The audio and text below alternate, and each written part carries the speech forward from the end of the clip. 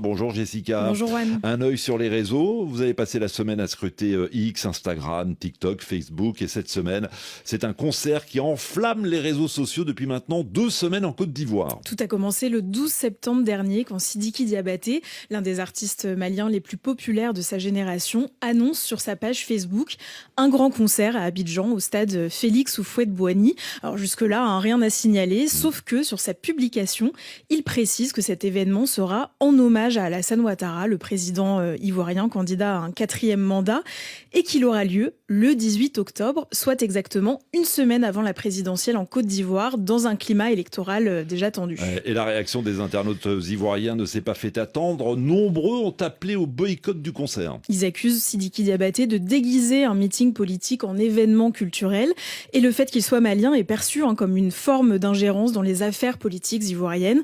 En tout cas, la contestation est massive.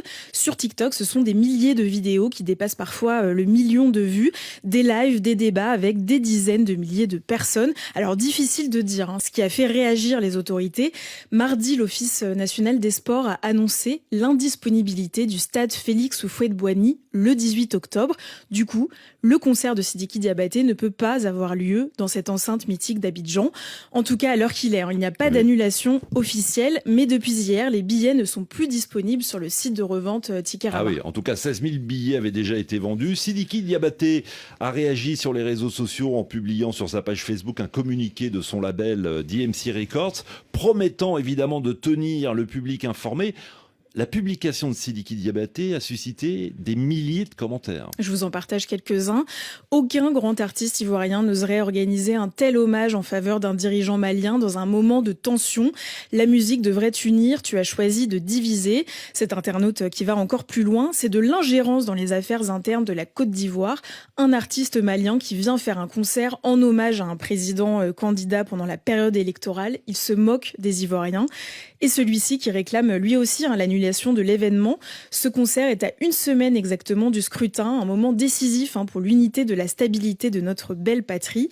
Sidiki Diabaté doit faire profil bas face à la frustration d'un peuple. Et la polémique a également enflé par la prise de parole d'artistes et influenceurs ivoiriens aux millions d'abonnés. Je peux vous citer la star du coupé décalé de Bordeaux, très critique, ou encore le général Makosso qui défend Sidiki Diabaté. Ouais, d'ailleurs, une partie des internautes défendent l'artiste malien. Et oui, je vous lis quelques réactions. Force à toi, Sidiki Diabaté, tu as tout mon soutien, tu es un artiste, tu es libre de faire un concert ou de chanter à la gloire de qui tu veux. Ce commentaire plein d'espoir. Arrêtez de semer la division, la musique n'a pas de frontières. Si vous ne voulez pas aller au concert, restez chez vous. Moi, en tout cas, je vais y aller.